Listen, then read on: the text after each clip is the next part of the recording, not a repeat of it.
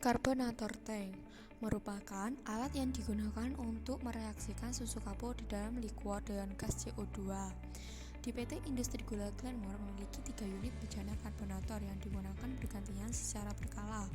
Proses reaksi karbonatasi antara sakarat lime liquor dengan CO2 dilakukan sebanyak 2 kali dengan sasaran pH yang berbeda, yaitu karbonatasi pertama dengan sasaran pH 9,4-9,6 dan karbonatasi kedua dengan sasaran pH akhir mencapai pH 8,4-8,6 dan menghasilkan karbonatat liquor atau brown liquor.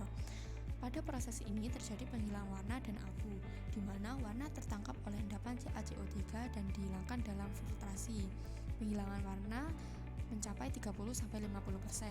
Kemudian, penghilangan bahan bukan gula atau koloid terjadi akibat ikatan kompleks kimiawi selama pembentukan kristal CaCO3. Reaksi pembentukan endapan CaCO3 dimulai dari proses pembuatan susu kapur, di mana CaO ditambahkan dengan H2O menjadi CaOH2. CaOH2 ini terbentuk antara Ca2+ dan 2OH-. Kemudian, CO2 yang direaksikan ke nira akan bereaksi dengan H2O menjadi H2CO3, di mana H2CO3 terdiri dari 2H+ ditambah 3H+ ditambah CO3 2-, di mana Ca2+ dan CO3 2- inilah yang nantinya akan bereaksi menjadi endapan CaCO3. Berikut gambar karbonator dan spesifikasi yang terpasang di PT Industri Gula Glenmore.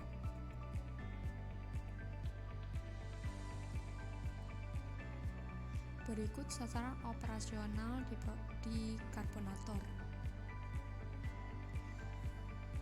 Penetapan pH akhir karbonatasi didasarkan pada sifat dari endapan CaCO3 yang terbentuk.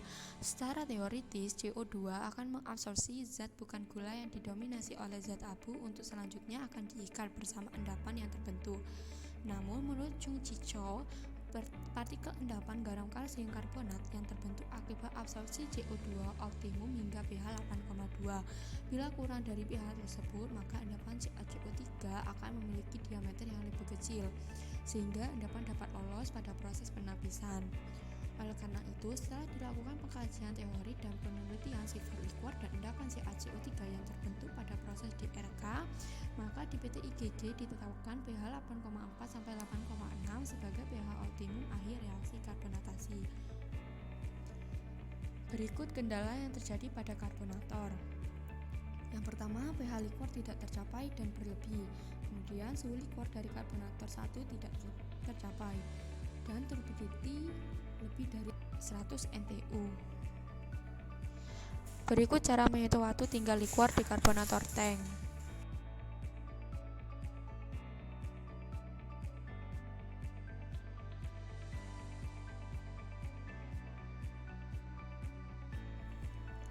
CO2 treatment. Gas CO2 merupakan bahan pembantu proses karbonatasi, di mana gas CO2 akan bereaksi dengan Ca2+ menghasilkan endapan CaCO3 pada proses karbonatasi. Kadar pemberian gas CO2 untuk proses rimel karbonatasi adalah sebesar 10-12%, sedangkan jumlah CO2 yang diberikan tergantung dari sasaran pH akhir reaksi di masing-masing karbonator.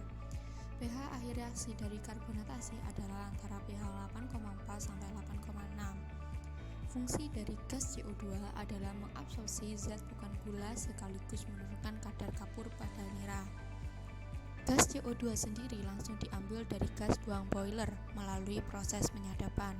Sebelum digunakan, gas CO2 akan dilakukan proses treatment terlebih dahulu untuk memisahkan kotoran yang ikut terbawa oleh gas CO2.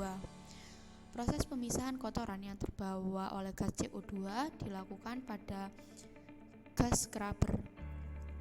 Gas scrubber akan menangkal dan memisahkan kotoran yang dibawa oleh gas buang boiler, sehingga gas CO2 yang dihasilkan benar-benar bersih dari kotorannya. Gas scrubber juga berfungsi untuk mendinginkan udara sampai suhu kurang lebih 60 derajat Celcius. Berikut standar operasional gas CO2. Yang pertama, Gas harus tersebar merata dan ukuran gelembung kecil. Kecepatan gas 10-15 cm per sekon dalam karbonator. Suhu gas maksimal 85 derajat Celcius. Kadar gas 10-12%. Dosis 60-120 meter persegi per ton raw liquor. Efisiensi absorpsi gas CO2 20-50%, di mana untuk efisiensi absorpsi pada karbonator 1 sebesar 35% dan efisiensi absorpsi pada karbonator kedua 10-15%. Berikut peralatan pemisah pada CO2 treatment. Yang pertama, dust collector siklon. Gas buang CO2 yang keluar dari boiler disalurkan ke sebuah dust collector siklon yang berfungsi untuk menangkap abu yang terikut dalam gas buang boiler. Pada bagian bawah terdapat sealing water tank untuk menangkap kotoran dan abu yang terbawa oleh gas buang boiler yang kemudian dibuang melalui rotary valve. Yang kedua, gas scrubber tower.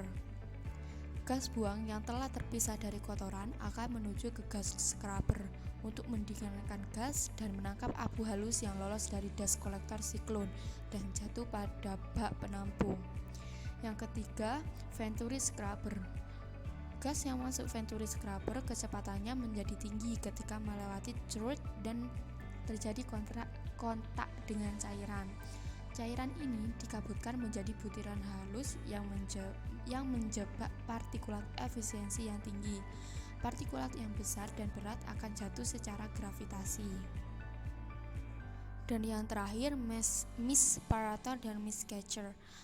Gas yang keluar dari venturi scrubber akan melalui mist catcher untuk menangkap air embun yang terbawa oleh gas CO2 setelah pendinginan.